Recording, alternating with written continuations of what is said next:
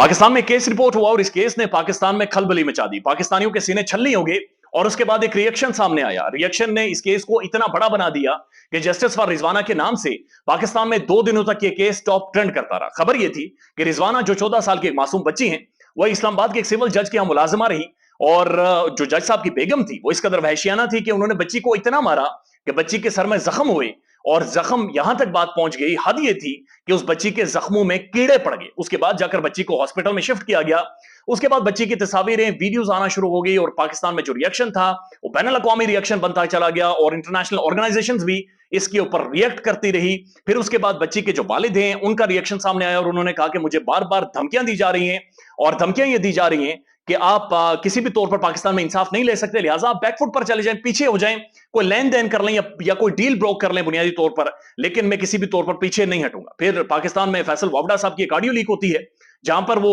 जो बच्ची के वालिद हैं उनसे कहते हुए सुनाई देते हैं कि आप 5 से 6 सालों तक इंसाफ नहीं ले सकते, मैं इस वक्त भी फेडरल मिनिस्टर हूं, वफाकी वजीर हूं, लिहाजा आप मेरी बात को समझें। और बीच में भी कोई तीसरी शख्सियत थी जो इन दोनों की बातचीत करवा रही थी और इसके अलावा भी जो बच्ची के वालिद हैं उन्होंने कहा बार बार मुझे कॉल्स आ रही हैं और मुझ पर प्रेशर डालने की कोशिश की जा रही है कि आप इस केस से पीछे हट जाएं। ये तो एक तरफ का नैरेटिव है जो बार बार रिपोर्ट होता रहा, जिसकी वजह से पाकिस्तान में टॉप ट्रेंड भी करता रहा। लेकिन उसके बाद हमने देखा कि जो जज साहब की अहलिया थी जिनके ऊपर बुनियादी तौर पर यह इल्जाम था,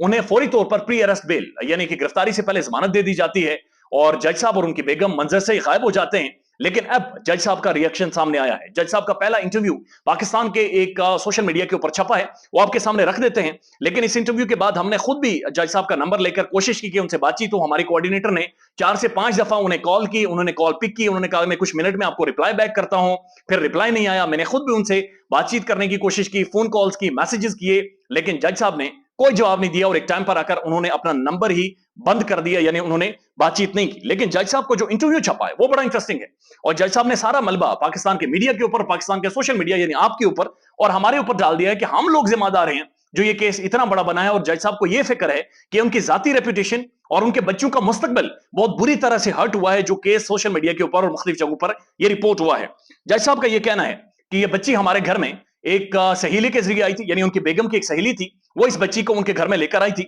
और वो 10,000 रुपए माहाना इस बच्ची को तनख्वाह देते थे, यानी 10,000 रुपए पर उन्होंने जज साहब ने अपने घर में रखा हुआ था। जबकि पाकिस्तान में जो बेसिक तनख्वाह है तकरीबन 30 से 35,000 है, लेकिन 10,000 रुपए पे इस बच्ची से कामकाज करवाया जाता था। जज साहब का यह कहना है कि बच्ची जिस माहौल से आई थी वो माहौल बहुत गंदा था, एक गंदगी वाले माहौल से ये बच्ची उठकर आई थी और बच्ची रोजाना की बुनियाद पर बार बार अपने चेहरे पर और सर पर खारिश करती थी। उस खारिश की वजह से उसके चेहरे और सर के ऊपर फोड़े बने और वो फोड़े असल में जख्म है, यानी मेरी बेगम ने नहीं मारा, असल में वो जो फोड़े हैं चूंकि गंदे माहौल से आई थी तो इस वजह से बच्ची के चेहरे और सर के ऊपर जख्म हो गए। उन्होंने कहा कि बच्ची 14 साल की नहीं है, ये बच्ची 16 से 17 साल की है और इस्लामाबाद के कानून के मुताबिक आप 16 साल के बच्चे को भी यानी अपने घर में मुलाजिम रख सकते हैं। अब इस्लामाबाद के कानून पाकिस्तान के कानून किस तरह से डिफरेंट हैं ये हम नहीं समझ सके, लेकिन जज साहब ने वजाहत भी नहीं की। लेकिन उनका यह कहना है कि बच्ची 16 से 17 साल की है और इस्लामाबाद के कानून चूंकि इजाजत दे देते हैं कि 16 साल की बच्ची को आप अपने घर में मुलाजिमा रख सकते हैं। उसके बाद जज साहब कहते हैं कि मीडिया में जब यह केस रिपोर्ट हुआ, इससे मेरे बच्चे मुस्तकबिल में मुआशरे का सामना नहीं कर सकते और मेरे बच्चे शदीद ज़हनी अजियत से गुजरे हैं। उनका यह कहना है कि वो और उनका पूरा खानदान इस मीडिया की सफाकाना मीडिया ट्रायल से गुजर रहा है। मामलात ऐसे नहीं हैं जैसे मीडिया में पेश किए जा रहे हैं या जैसे मीडिया में रिपोर्ट हो रहे हैं। रिजवाना के जिस्म पर जो भी चोटें आई हैं उनका फैसला वक्त करेगा, यानी वक्त से पहले उनका फैसला नहीं हो सकता। लेकिन पुलिस गुज़श्ता दिन भी जो रिपोर्ट हुआ, पुलिस ये कह रही थी कि हॉस्पिटल के अंदर से मुसद्दिक का रिपोर्ट अभी तक पुलिस को मौसूल नहीं हुई। लेकिन जज साहब अब ये फरमा रहे कि वक्त यानी टाइम आएगा और रिजवाना के हवाले से फैसला हो जाएगा। फिर उनका यह कहना है कि मीडिया की वजह से हमारा खानदान, मुआशरे में चेहरा, साख, हमारा ज़हनी सुकून और हमारी इज्जत सब कुछ मीडिया की वजह से इस वक्त बर्बाद हो गया है और मीडिया हमारा ट्रायल कर रहा है। रिजवाना जब गई मेरे पास से गुजर कर गई, यानी रिजवाना जब अपने घर गई तो मेरे पास से गुजर कर गई और उस वक्त उसके जख्म चेहरे पर, जिस्म पर या बाजू पर कोई भी किसी भी किस्म की चोट नहीं थी। ये बात आप ज़हन में रखें कि रिजवाना की जो खाला हैं और उनके जो वालिद हैं वो बार बार ये कहते रहे मुख्तलिफ इंटरव्यूज में और मुख्तलिफ स्टेटमेंट्स में, वो ये कहते रहे कि रिजवाना से उनकी जो फैमिली है यानी जज साहब की जो बेगम है वो बात भी नहीं करवाती थी और कहती थी कि जब भी आप बात करते हैं तो बच्ची को अपने घर की याद आती है, लिहाजा आप बच्ची से बिल्कुल बात नहीं कर सकते। बल्कि उनकी खाला ये भी कहती रही कि ये खुद फैमिली उस तरफ गई लेकिन बच्ची को ईद वाले दिन भी अपने घर में बंद करके छुट्टियों पर गए, जबकि ईद वाले दिन भी बच्ची को अपने घर में नहीं जाने दिया गया। ये बच्ची की फैमिली रिपोर्ट कर रही है। उसके बाद जज साहब कहते हैं कि मुस्तकबिल में आपको पता चल जाएगा कि हम सब बेकसूर थे, میرے بچے اب اس معاشرے کو کیسے اپنا چہرہ دکھائیں گے؟ یہ ایک بہت بڑا، یعنی ان جج صاحب کے مطابق ایک بڑا سوال ہے، اور ہمیں جس طرح ہماری حد تک کی گئی ہے، ہماری عزت خراب کی گئی ہے، اس کا ازالہ کس طرح سے ممکن ہوگا، یہ بھی ہمیں بتایا جائے۔ اور انہوں نے کہا ہے کہ کچھ میڈیا رپورٹس ہوئی ہیں جہاں پر یہ کہا گیا کہ میڈیا رپورٹس کے مطابق سول جج کی جو اہلیہ ہیں وہ نفسیاتی مریض ہیں، یعنی وہ ایک نفسیاتی مرض سے گزر رہی ہیں، اور جج صاحب نے بھی تصدیق کیا کہ وہ نفسیاتی مرض سے گزر رہی ہیں، لیکن نفسیاتی مرض کا مطلب یہ نہیں ہے کہ وہ مار پیٹ کرتی ہیں، وہ بعض اوقات اونچا بول دیتی ہیں، لاؤڈ بول دیتی ہیں، لیکن مار پیٹ وہ نہیں کر سکتی، لہٰذا یہ سارا ملبہ ان کے اوپر بنیادی طور پر ڈالا جا رہا ہے۔ تو یہ جج صاحب کا موقف ہے جو مختصراً چھپا ہے ایک سوشل میڈیا کے پلیٹ فارم کے اوپر، اور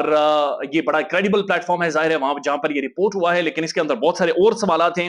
جو کہ کھڑے ہو گئے ہیں، اور اس کے اندر چائلڈ لیبر کا بھی ایلیمنٹ ہے، اس کے اندر دھمکانے کا بھی ایلیمنٹ شامل ہے، اس کے اندر تشدد کا بھی ایلیمنٹ شامل ہے، پولیس اس معاملے کو انویسٹیگیٹ کر رہی ہے۔ جبکہ دوسری طرف ہم نے دیکھا کہ جو جج صاحب کی اہلیہ ہیں انہیں 1 اگست تک پری ارسٹ بیل دے دی گئی، یعنی گرفتاری سے پہلے انہیں ضمانت دے دی گئی، اور پاکستان میں جو ریئیکشن سامنے آ رہے ہیں اس میں سوالات پوچھے جا رہے ہیں۔ سوالات یہ ہیں کہ اس وقت پاکستان کی جو عدالتیں ہیں، پاکستان کی سپریم کورٹ ہے، سو موٹو ایکشن کیوں نہیں لیتی جب ایک جج کے بارے میں خبر رپورٹ ہو رہی ہے، جب ایک 14 سال کی بچی کے حوالے سے خبر رپورٹ ہوئی ہے، ایک بچی جو سب کے سامنے ہے، بچی کے زخم سب کے سامنے ہیں، بچی کا ٹریٹمنٹ چل رہا ہے، میڈیا میں خبر رپورٹ ہو رہی ہے، لیکن پاکستان کی جو معزز عدالتیں ہیں وہ اس سارے معاملے کے اوپر کیوں خاموش ہیں؟ شاید اس وجہ سے کہ خاموش تو نہیں ہیں کہ ان کے اپنے پیٹی بھائی، یعنی ان کے اپنے جج کا معاملہ ہے، اس لیے عدالتیں خاموش ہیں۔ عدالتیں کیوں سو موٹو نوٹس نہیں لیتی؟ اور بہت سارے لوگ یہ بھی باقاعدہ اس کے اوپر بات چیت کر رہے ہیں کہ 9 میں جب پاکستان میں ہوا، جب پاکستان میں ایک لائن کراس ہوئی تو اسے نیشنل ٹریجڈی قرار دے دیا گیا، جہاں پر ایک عمارت کو آگ لگائی گئی تھی، لیکن یہاں پر ایک کم عمر بچی، ایک معصوم بچی، ایک ملازمہ